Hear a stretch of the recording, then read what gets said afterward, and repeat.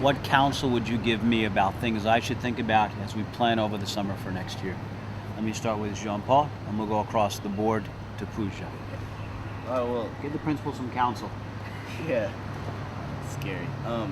I think that I mean, I was a tutor in the stats program, and I think that it should be open to more students of all grades, and like just more of that community of students that help each other. But I mean, I know that it's probably not appropriate for seniors, but like just you need older students because these are students that, you know, they got past the whole nerd sense. Like they got past what that means and what that name means to them and how they feel about it. And just when the younger students see somebody that has the popularity or that has just the acceptance of the greater student community and also can do well in school and just helps how the school looks and wants to help them, and they see what type of person that they could be. And also, I mean, I think that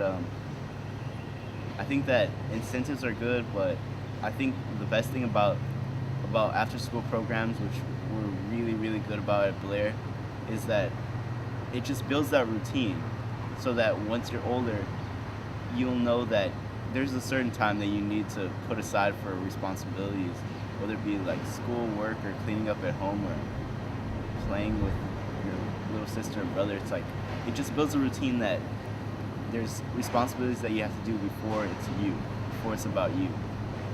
And I think that if we make more of the, we try to make more of the, if we just push more on the after school programs, then we could do better at Blair. Very good. Jean-Paul. I would suggest, this is a thought I haven't mentioned before, I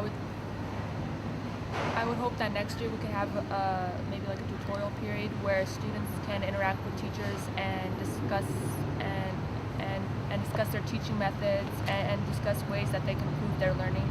So it's kind of like an interaction between teachers and students, and it focuses on what's the most interesting and exciting way to teach. So I think that if students can kind of control their curriculum, they can learn better. That's what I would.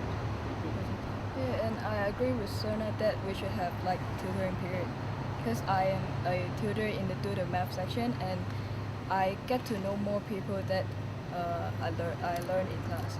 So, and if people are willing to ask if there's more TAs, and instead of asking their teacher, I think they're more willing to ask their classmate. So I think we should have that tutoring section. I'm going to keep harping on discipline. I think that in a community you need a sort of sense of equality, and I feel like sometimes we miss that sense of equality, the idea that everyone is held to the same rules and everyone has the same responsibilities.